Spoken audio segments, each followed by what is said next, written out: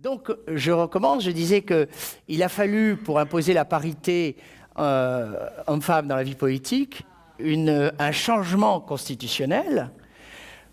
Pourquoi? Parce qu'on avait adopté des lois, notamment en 1982, quand on a décentralisé la République, et on avait prévu un quota de 25% de femmes dans les conseils municipaux.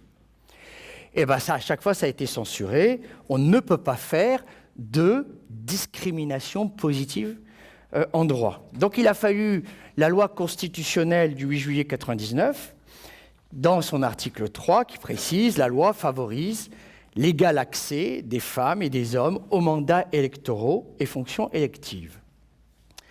Et pour donner une plus grande solennité, on a refait une nouvelle loi constitutionnelle pour réviser la Constitution le 23 juillet 2008, et on a fait passer de l'article 3 à l'article 1er cette disposition, et on a ajouté ainsi qu'aux responsabilités professionnelles et sociales. Alors, j'explique en 2 mots. Article 1er de la Constitution française, la France est une république indivisible, laïque, démocratique et sociale.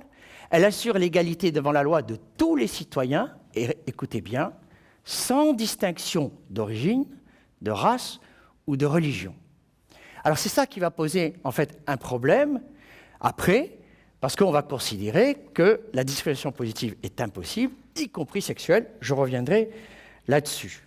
Alors cette révision constitutionnelle, ces 2 révisions constitutionnelles ont permis donc l'instauration de la parité, qui est une première mondiale cette parité est une première mondiale parce qu'on l'a instituée dans la Constitution. Alors en même temps, on pourrait dire que ce n'est pas tout à fait un bienfait, puisque si on l'inscrit dans la Constitution, c'est que les Français, naturellement, n'appliquent pas la parité. Mais ça, c'est encore autre chose. Très bien. Alors de là découle la loi du 6 juin 2000, tendant à favoriser, évidemment, ces listes électorale où il est précisé dans la loi, sur chacune des listes, l'écart entre le nombre de candidats et de chaque sexe ne peut être supérieur à 1. Et plus loin, il est écrit « Chaque liste est composée alternativement d'un candidat de chaque sexe ». Alors évidemment, en France, tout de suite, au Parlement, on a appelé ça la liste Chabada. Liste Chabada du film de Claude Lelouch, Un homme et une femme. Vous imaginez que tout de suite, ça poser des problèmes. En tout cas, il y a eu des refus. Alors ça s'applique dans les élections régionales, dans les élections départementales. Alors là, on ne va pas traduire, mais sachez qu'il n'y a plus de conseil général. Hein. Bon. Depuis le 17 mai 2013, c'est très récent. Dans les élections municipales, élections sénatoriales, quand il y a plus de 3 sénateurs, européennes. Pour les élections législatives, il y a une disposition particulière. Les candidats ne sont pas censurés. En revanche, si un parti politique ne présente pas une parité pour les députés ou les sénateurs, eh bien, il doit payer des amendes. Eh bien, figurez-vous que jusqu'à aujourd'hui, le Parti socialiste, l'UMP, préfère payer des amendes. Voilà. Alors, tout ça a été mis de manière compliquée, disons, dans la République. Vous pouvez regarder ici, vous voyez, on a les dernières élections. Là, c'est avant la parité, hein, vous voyez, 510-54. Après la parité, à l'Assemblée nationale. Hein. Donc, on continue à payer des pénalités et on continue à payer des pénalités. Voilà, c'est pas... Bon, il y a une amélioration quand même. Hein. Vous voyez qu'on avance petit à petit, évidemment, mais ce n'est pas encore ça. En fait, comme ça ne concerne pas réellement l'Assemblée nationale... Alors, bon, cela dit, au moment où je vous parle, il y a une loi qui est discutée actuellement, une loi déposée par Vallaud-Belkacem, Najat Vallaud-Belkacem, au Parlement, où il est inscrit que les partis politiques vont payer encore plus cher leurs pénalités. On pense qu'ils vont payer quand même. Alors, donc il y a eu un chemin difficile. Regardez, 73% des députés, ça c'est le chiffre d'aujourd'hui, 79% des sénateurs, 95% des présidents des conseils généraux, 92% des présidents des conseils régionaux, 86% des maires, tous sont des hommes. Voilà. Alors, vous comprenez qu'il y a eu donc des difficultés. Mais les difficultés, on les a connues tout de suite dans ce chemin difficile de la parité, puisque tout de suite, on a combattu ces lois. On est allé au Conseil constitutionnel. Alors, je me suis amusé à regarder qui a déposé de recours au Conseil constitutionnel. Eh bien, en fait, c'est l'esprit de parti qui l'a emporté, puisqu'il y a autant de femmes que d'hommes qui ont déposé ce recours. Alors, on a estimé, pour la première loi, que c'était une atteinte à la Déclaration des droits de l'homme. Alors, d'abord, ils ont dit les dispositions constitutionnelles sont normatives, ne sont pas normatives, mais objectives. C'est-à-dire, on ne peut pas mettre en place des mesures contraignantes. Et puis après, on parle de la Déclaration des droits de l'homme. Pourquoi ? Alors, c'est ce que je vous ai dit tout à l'heure. C'est que la parité touche au fondement de la République. C'est-à-dire que le citoyen dans l'espace public, depuis la Révolution française, est considéré comme complètement détaché de ses appartenances géographiques, ethniques, culturelles, claniques, religieuses, etc. Il est strictement interdit. D'ailleurs, c'est comme ça qu'on a expliqué qu'il était interdit d'avoir des signes religieux trop apparents. Voilà. Ça fait partie de cette idée du citoyen dans l'espace public. Comme disait Varikas Aeni, c'est pas lui, l'individu abstrait, il devient abstrait, c'est-à-dire dépourvu de tout attribut particulier, de genre, de valeur, de classe, de culture, etc. Bref, le communautarisme est contraire aux idées républicaines. Alors, Nicolas Varese a écrit « Sur le plan juridique, la cohérence de la construction républicaine a été affaiblie. » Ah, pour la traduction ? Affaiblie par la montée en puissance des revendications identitaires qui a conduit à introduire des discriminations positives dont la parité est le symbole. Donc ça veut dire que la parité affaiblit la construction républicaine. Or, en fait, c'est faux, parce que si la discrimination positive est contraire à l'amour de la République pour l'égalité, en fait, c'est le fondement même de la République, c'est ce principe d'égalité, en fait, on instaure une discrimination positive lorsque cette égalité est socialement rompue. Parce qu'on ne peut pas parler d'égalité s'il n'y a pas égalité, si c'est socialement rompu.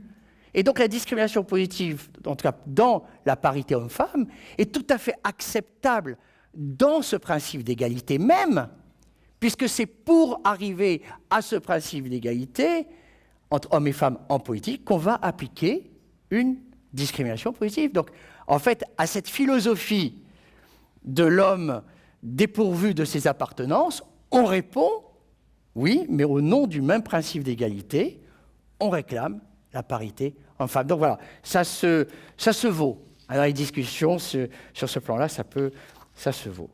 Après, il y a eu la loi du 17 mai 2013, là, dont on parle encore aujourd'hui, ici en Polynésie aussi, puis ça change tout, où on veut aller beaucoup plus loin.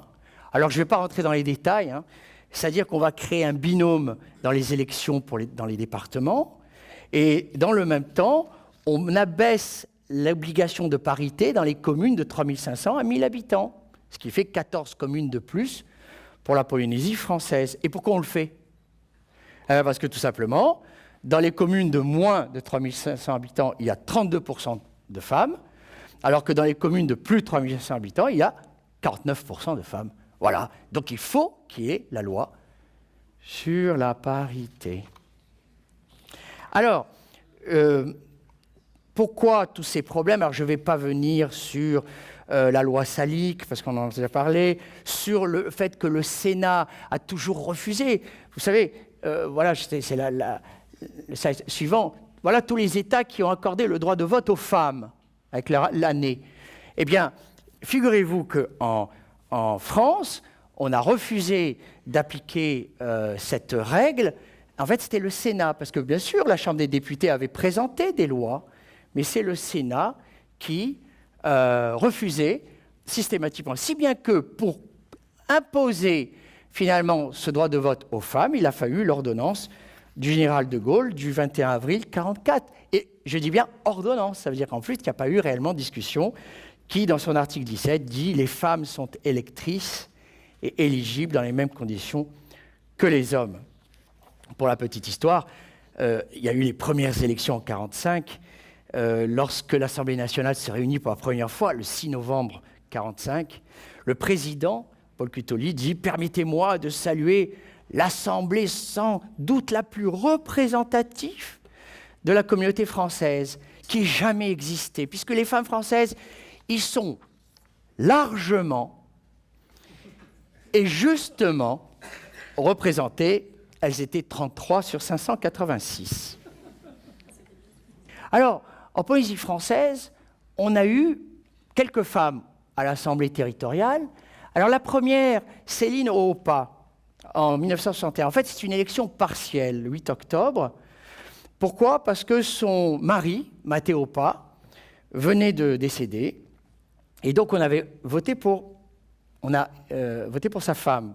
Alors, c'est ce que des spécialistes comme Christine Barr expliquent, une succession dans les dynasties politiques. C'est-à-dire qu'en fait, quand on n'a pas l'habitude de voter pour des femmes, il arrive dans certaines sociétés que justement on vote pour ces femmes, mais en général parce que leur mari ou leur père est décédé. Donc on voudrait, c'est toujours l'esprit de l'homme qui est là en fait.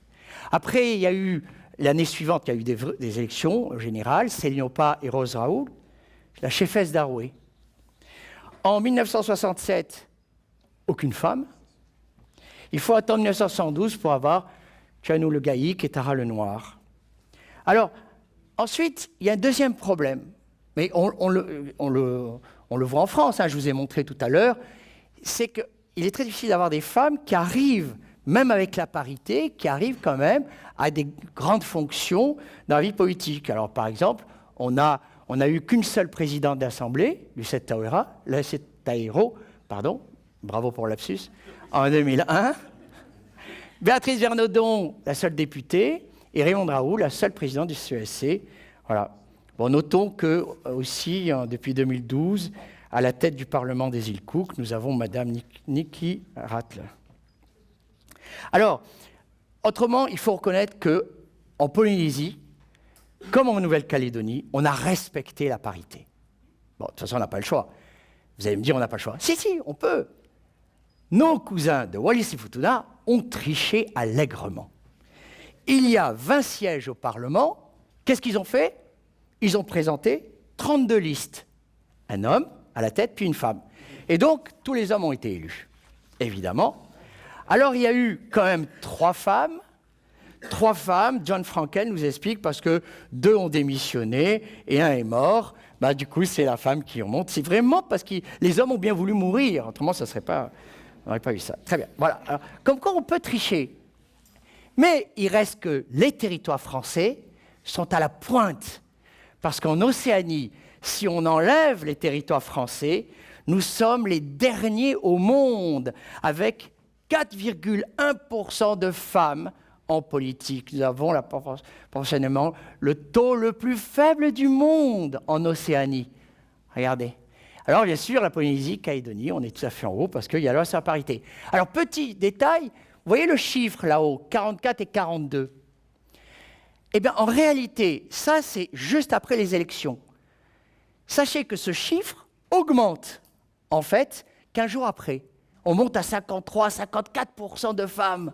Vous allez me dire, c'est très bien? Non, c'est pas bien. Parce que ça veut dire qu'on a remonté les hommes pour les mettre au gouvernement et qu'on a laissé les femmes.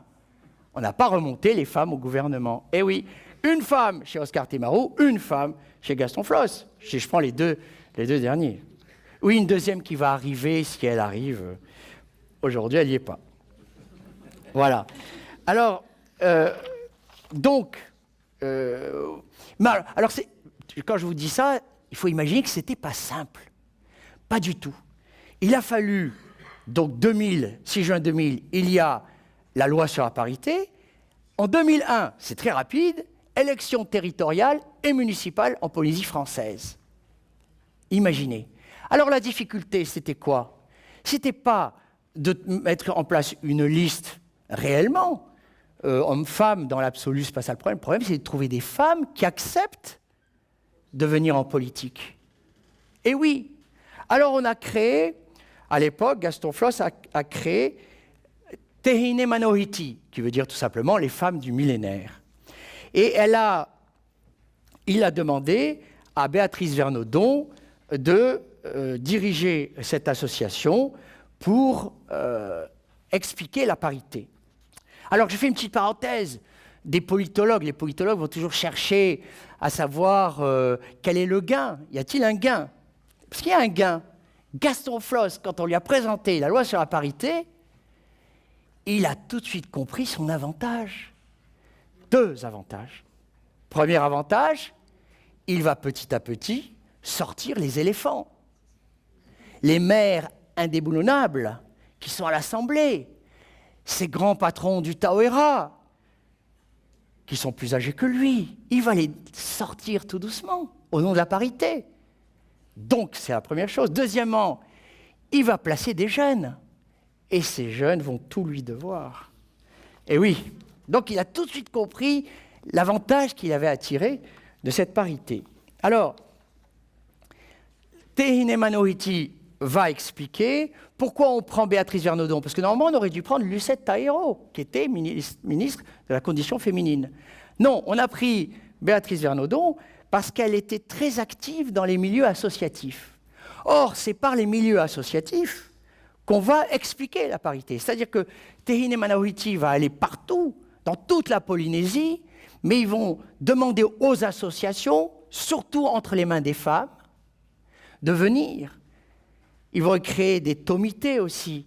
Alors, on a remarqué, il y a une revue qui vient de sortir, qui s'appelle Parlement, il y a 3 mois, qui parle des femmes outsiders en politique. Et dans cette revue, ils expliquent très bien que c'est par le milieu associatif, en fait, que les femmes arrivent à entrer beaucoup plus facilement dans le jeu politique.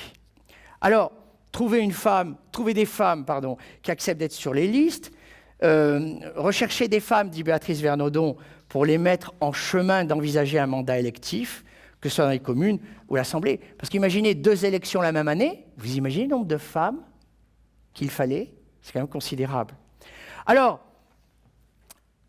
Mateata Mamatoa Yahutapu, qui dirigeait cette association avec Béatrice Vernaudon, dit, dans les réunions politiques, les femmes préparaient les couronnes, les gâteaux, faisaient l'accueil. Alors du coup, dès les premières réunions, les hommes posaient les questions. Alors c'est nous qui allons faire les gâteaux? Hein? Les couronnes? Bon, bien sûr, il fallait expliquer aux gens que ce n'était pas ça. Les hommes se sentaient menacés. Bon, alors j'ai 2 versions. Mateata Mamatoa Yahutapu et Armel Merceron qui disent que c'était très difficile. Les hommes se sentaient menacés. Et Béatrice Vernaudon, je ne sais pas pourquoi elle n'a pas vu la même chose, elle dit tout s'est passé normalement, il n'y a eu aucun problème. Alors, les femmes posaient souvent les mêmes questions. Quel est notre intérêt? Pourquoi changer de rôle? Sommes-nous obligés? Sommes-nous compétents? Ah, ça, c'est très intéressant, parce que ce fameux sentiment d'incompétence des femmes en politique a été largement développé par Delphine Dulong, qui explique que ça n'a rien à voir avec une nature féminine, mais c'est le résultat d'une histoire, celle de leur exclusion contrainte et forcée du champ politique. Alors forcément, au bout, eh bien, il y a un sentiment d'incompétence, et c'est simplement un sentiment, bien entendu. Alors, Béatrice Vernaudon nous explique, quand elle dit, parce que je lui ai dit, mais quand même, Mamatoa et Yahutapu et Armel nous dit que quand même c'est mal passé, elle nous dit non, mais en fait, ce n'est pas vraiment ça. Si on regarde les églises, elle est bien placée, Béatrice Vernaudon, elle est la nièce de 2 monseigneurs. Si on regarde les églises, eh bien, les hommes, évidemment, sont responsables, mais en réalité, les femmes sont beaucoup plus présentes. Elles sont monitrices dans l'école du dimanche. Ce sont elles qui font vivre les églises. Et elles sont reconnues pour ça.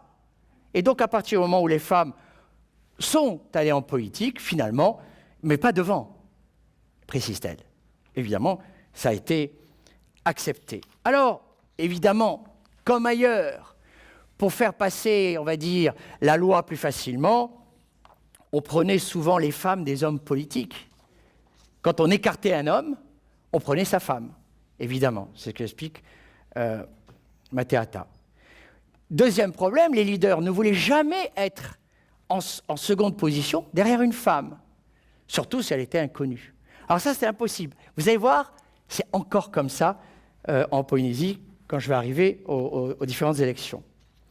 Mais il reste que les hommes politiques se sont résignés en Polynésie française pour 2 raisons. La première raison, parce que c'est dans la loi. Alors, ça a l'air de rien quand je dis ça, mais quand on dit c'est dans la loi en Polynésie, eh bien ça a des effets, plus qu'ailleurs. C'est dans la loi. On peut chercher ça en même temps devant l'habitude des textes sacrés. Quand on dit c'est la loi, eh bien évidemment on s'incline. Et deuxièmement, il y a aussi Gaston Flosse qui gérait les obstacles, qui allait discuter son argumentation. Je rappelle la date, on est en 2000 et 2001, c'est-à-dire à l'apogée de Gaston Flosse. Personne ne s'amusait justement à aller contre lui à cette époque-là. La parité lors des différentes élections. Alors c'est juste ça, c'est très rapide. C'est pour vous montrer la différence avant la parité, après la parité. Vous voyez tout de suite à l'Assemblée, c'est réglé. De 12, on passe à 45. Bon, alors voilà ce que je vous ai dit. Après, on passe à 51 quand on forme le gouvernement. Pour les conseils municipaux, alors évidemment, il n'y a pas de parité pour les mairies qui ont moins de 3500. Bon, alors, mais ça fait quand même une différence. En 2004, on passe à 47. 2008, 47 aussi. Mais bon, là, vous regardez, on monte de toute façon à chaque fois. Bon, conseils municipaux, je vous ai en parlé tout à l'heure. Donc, il y a un effet.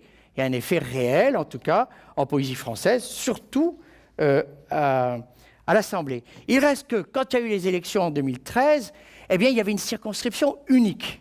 Et la loi nous dit qu'il y a 8 sections. Et la parité, elle va de la première section jusqu'à la dernière section. Il y a 73 noms. Et sur les 73 noms, il faut prendre un homme, une femme, ou une femme, un homme.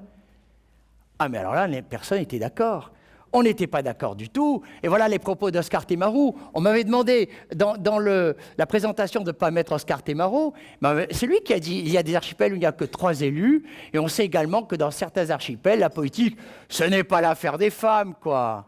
Ce sont toujours les hommes qui sont occupés de ça. Voilà. Et donc, pourquoi ? Parce que si on faisait d'affilée, ça posait des problèmes. Alors il y a 2 choses. Si on fait d'affilée, ça pose des problèmes, puisqu'on est obligé de mettre un homme et une femme, donc évidemment quand on arrive à la section suivante. Et puis ça pose un problème parce que un premier de liste, il veut être en tête, sauf que s'il n'est pas dans la bonne section, comment ça se passe ? Eh bien tout le monde a triché allègrement. Voici l'arrêté du haut-commissaire, parce qu'on trouve de solutions en tout. J'adore le droit, parce qu'on peut faire ce qu'on veut avec le droit, on arrive toujours à ce qu'on veut. Alors, donc du coup on nous a dit « Ah, mais vous pouvez mettre les sections comme vous voulez ». Au lieu de partir de la première section à la dernière. Alors du coup, ici, pour avoir Émile Vernier, bon, c'est pas un bon exemple, on a triché. Alors regardez, l'UPLD, pour que Temaru soit le premier, qu'il est le numéro 1, on commence par la 3e section, au lieu de commencer par la première. Et tout le monde a fait donc ce type de gymnastique pour être sûr d'arriver Tauera, pour que Flosse soit premier. Or, on commence par la 2e section, puis la 3e, etc. On triche avec les sections, juste pour arriver à placer des hommes en tête, ou des hommes en tête dans par exemple, les îles Soulevant, il fallait que ce soit Thomas Moutam.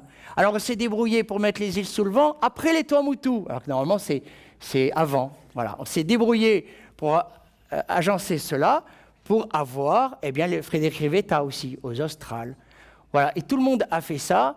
Alors, sauf cette liste. Cette liste, c'est jamais qui la dirige. Or, dans cette liste, on a respecté l'ordre. Du coup, jamais. Et 16, c'est Marianne Bambridge qui est première. Ensuite, là aussi, on a respecté la liste. Apparemment, première section. Mais alors, c'est Philippe Schill. Alors que le premier de liste, c'était Tevaro Fritsch pour cette liste-là. Mais en fait, on a changé les choses. Voilà, Tevaro Fritsch est 31. Mais l'essentiel pour cette liste, c'était d'arriver à Tantsang premier aux îles Soulevant. On n'imaginait pas Tantsang aux îles Soulevant en 2e position. Voilà. Donc, c'est vous dire comment on arrive à modifier les choses pour... Bon, alors ça n'empêche pas on respecte, bien entendu, la loi sur la parité, qu'il n'y a pas de problème. Donc, il y a 22 femmes au Tauera, 6 femmes à l'UPAID, 4 femmes à Tia Polynesia. Donc, de toute façon, le résultat est conforme avec la loi sur la parité. C'est juste ce qui est intéressant dans cette histoire, c'est vous dire comment on se creuse la tête pour que les têtes de liste correspondent à des hommes, etc. Alors, bien sûr, c'est jamais blanc, c'est jamais noir. Quand je demande aux partis politiques, je leur demande mais pourquoi vous avez fait ça, etc., on nous sort que le vote est un vote affectif en Polynésie. C'est vrai. Alors, il y a eu toute une littérature sur le vote affectif, etc. On vote pour un homme, on vote pour un président, on vote pour un président de Tomité. C'est vrai. Bon. Mais ce n'est pas suffisant. La preuve, c'est que quand on ne respecte pas, de toute façon, ça se passe bien. Ensuite, il y a la loi du 17 mai, dont on parle beaucoup. Là, alors, le 17 mai, mais c'est extraordinaire, je ne sais pas si vous avez remarqué, pour la Polynésie, il y a eu 4 choses. Il y a eu le vote de Gaston Floss, l'élection de Gaston Floss comme président. Il y a eu l'inscription de la Polynésie dans les listes à pays à décoloniser. Il y a eu la loi sur le mariage pour tous. Et il y a eu cette loi sur la parité qui descend aux communes de 1000 habitants. Il y a eu plein de choses ce jour-là. Alors, notons qu'au Vanuatu, on vient de voter un texte, août 2013, où on réserve un siège à une femme dans les conseillers municipaux. Bon, alors, le Vanuatu est encore très loin, mais je veux dire que bon, ça avance tout doucement. Alors, pour nos 3 députés sont allés en métropole pour demander qu'on revoie cette histoire d'élection pour les prochaines élections municipales et que la parité qui est baissée pour les communes de 1000 habitants. En réalité, c'est un peu difficile, c'est vrai, ça va être un peu complexe dans le calcul, mais l'essentiel qui s'est posé au gouvernement socialiste, c'est qu'est-ce qui compte le plus? Un objectif qui est la parité, les femmes en politique, ou une difficulté technique? Bien entendu, c'est l'idée qui a prévalu sur le problème technique. Alors, en conclusion, je poserai 2 questions. Alors la question, la parité permet-elle de faire de la politique autrement? Deuxième question, la parité est-elle nécessaire? Alors, la politique autrement. Pourquoi j'ai posé cette question? Parce que j'ai entendu à l'Assemblée une représentante qui a dit « il faut mettre une femme à la tête de la Polynésie française parce qu'elle sera plus maternelle ». Alors, le début de la phrase est bien. La fin est catastrophique. Voilà. Et on se dit, de la part d'une femme, eh bien, elle n'a pas compris que c'est pas ça la parité, bien entendu. Alors, Moses Lavo dit, on a dit à une certaine époque qu'elles étaient plus douces, plus sensibles, plus intuitives, plus à l'écoute. Elle répond, je ne crois pas que cela corresponde à la réalité, qu'il y aurait comme un gène féminin de la politique qui s'opposerait au gène masculin. En fait, tout simplement, la parité permet aux femmes d'accéder pour cette raison d'égalité au jeu politique, mais il est bien évidemment que ce n'est pas le sexe qui crée un comportement, mais c'est la fonction qui crée le comportement, et ça a été assez prouvé. C'est pas ça. Il ne faut pas se tromper, évidemment, d'analyse. Et enfin, dans la parité, est-elle nécessaire? Alors évidemment qu'elle est nécessaire, parce que si on regarde entre 1946, en France, il y avait 5,6% de femmes. On regarde 1993, il y avait 6,1% de femmes. Vous imaginez qu'en 50 ans, eh bien, il y a eu 1% de plus de femmes. Et donc, vous comprenez que si on n'a pas de mesures, on ne met pas en place des mesures contraignantes, on n'y arrivera pas. Donc, il faut qu'il y ait des mesures contraignantes parce que les hommes ne laisseraient jamais leur place si jamais on ne les contraint pas. Alors là-dedans, la parité est nécessaire. Il y a une deuxième question qui se profile, et c'est Amel Merceron en fait qui le dit. Elle dit que nous devons la parité grâce aux lois. Cela ne s'est pas fait naturellement, cela ne s'est pas fait sans mal, et ça a posé des problèmes aux hommes. Mais je souhaite que l'objectif pour l'avenir, c'est que lorsqu'une femme est choisie pour figurer sur une liste, ce ne soit pas une question de quota, mais parce que cette femme a les compétences requises pour occuper la place. Alors, évidemment, oui, pourquoi pas, mais ce n'est absolument pas à l'ordre du jour, puisqu'aujourd'hui, on est encore simplement au niveau du principe d'égalité. Il est donc nécessaire, pour permettre aux femmes d'intégrer l'espace politique, espace essentiellement réservé aux hommes, eh bien, de mettre en place cette loi. Et je dirais, dernière phrase avant qu'on me censure, la ministre Najat Vallaud-Belkacem a déclaré, il y a 2 jours, on est dans l'actualité, mais Ina Grépin fait toujours comme ça, elle suit l'actualité. Et là, c'est discuté, c'est une loi qui est discutée sur la parité actuellement au Parlement. Et elle dit qu'elle va augmenter les pénalités contre les partis politiques, et elle présente un projet où il y a tout dedans. Je vous invite à aller sur le site de l'Assemblée nationale. Vous avez tout. Il y a une très bonne analyse sur tout. C'est-à-dire ça part de la vie politique et ça va jusqu'à la vie économique. Ça va jusqu'au conseil d'administration dans les sociétés. Ça va le plus loin possible. C'est la première fois qu'un projet de loi aborde la question de l'égalité entre les hommes et les femmes dans toutes ses dimensions. Je vous remercie.